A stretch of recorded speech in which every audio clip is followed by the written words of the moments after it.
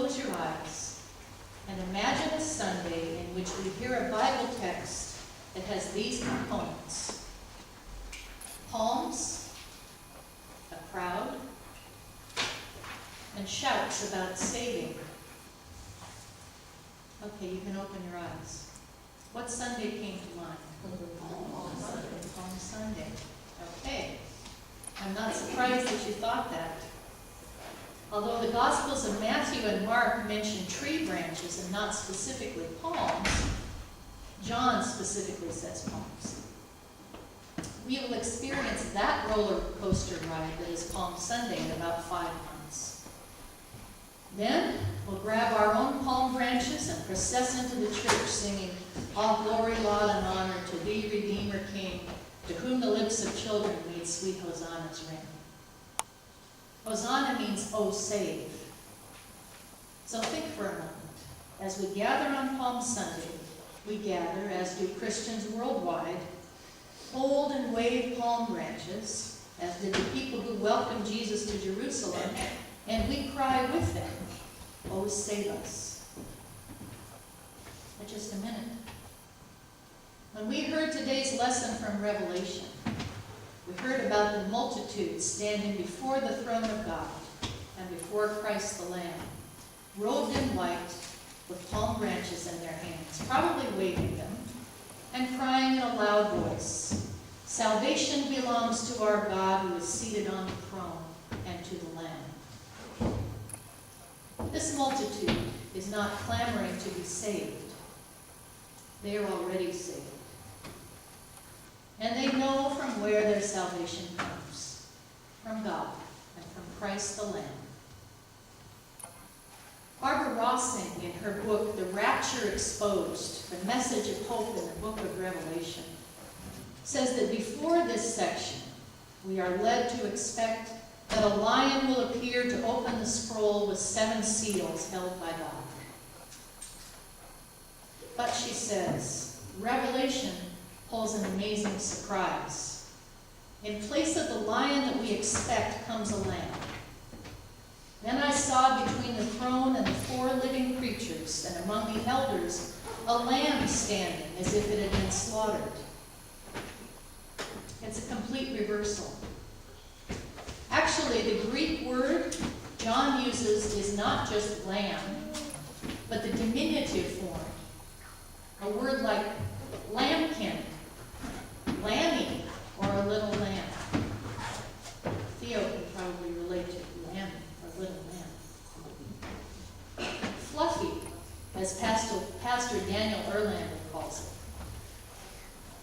it. It is the word arnion in Greek. The only other place this word arnion is used in the New Testament is where Jesus is sending his disciples out into the world as lambs among wolves. No other apocalypse ever pictures the divine hero as a lamb, she says. Revelation is unique among apocalyptic writings in this image. The depiction of Jesus as a lamb shows him in the most vulnerable way possible, as a victim who is slaughtered but standing, that is, crucified but risen to life. And here's the connection between Palm Sunday and All Saints. Those people who waved palm branches and cried, "Oh, save us," were looking for a Messiah who would look much more like a lion than a lamb. And within a week, those people who heaped their hopes upon this man would become disillusioned. As we hear in the Good Friday lesson from Isaiah, he was oppressed, he was afflicted, yet he did not open his mouth, like a lamb that is led to the slaughter, and like a sheep that before its shearers is silent, so he did not open his mouth. The multitude surrounding this lamb knows all, knows the one who was slaughtered and resurrected and who reigns eternally. They have suffered themselves and are no longer crying out for a misguided idea of salvation. They know where it comes from and how it comes. And they're wearing baptismal white, their own albs. And everyone has a voice to add to the singing. Can you imagine? To the worship that happens day and night.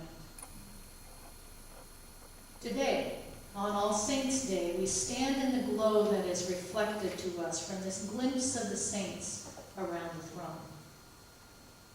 It is reflected back to us in time because this is one man's vision of the completion of time, and we haven't arrived there yet. Yet it is also a reflection across space as we crane our necks to see and experience those who have passed beyond our sight, yet who feel as present to us as a body part we had to have amputated.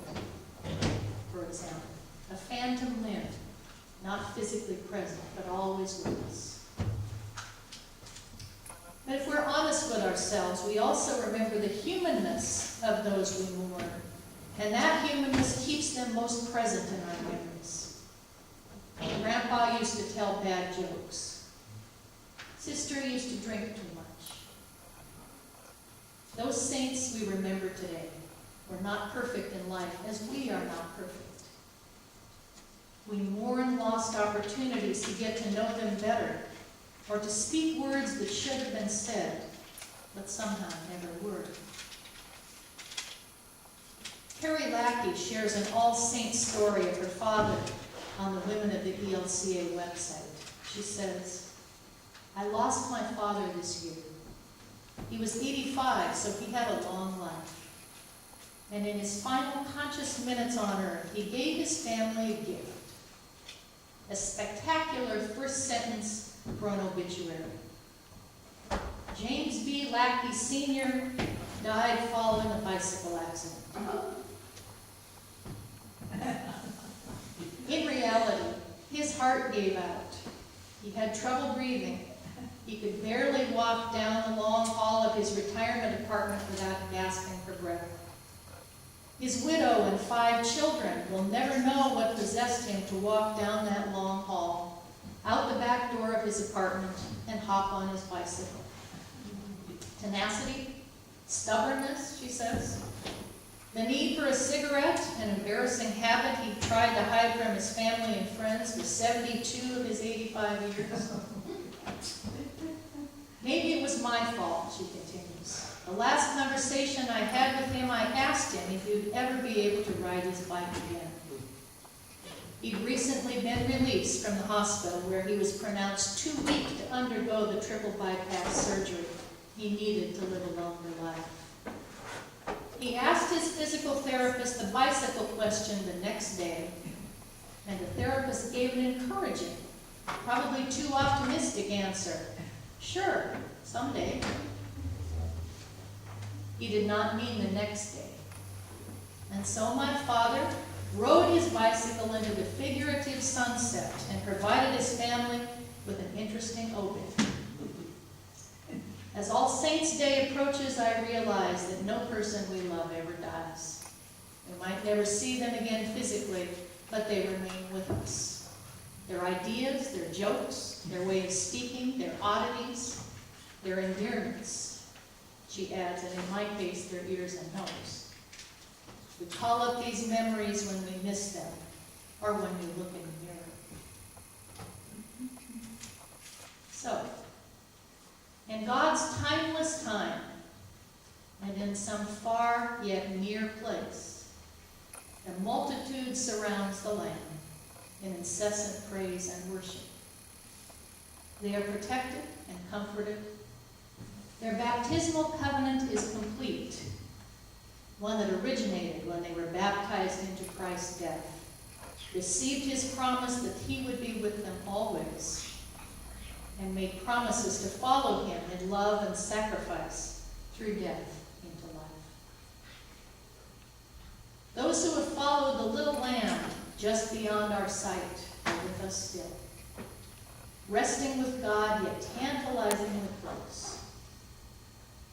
In a few minutes, I'll invite you to gather in a semicircle in front of the altar, as close as shoulder to shoulder. And in the gaps between us, which we never bridge completely in this life, those saints from all times and places stand with us. And as we take leave of each other today, we give thanks for the Son of God and Son of Mary, the little lamb, Mary's little lamb, who accompanies us through our own lives and into that great multitude.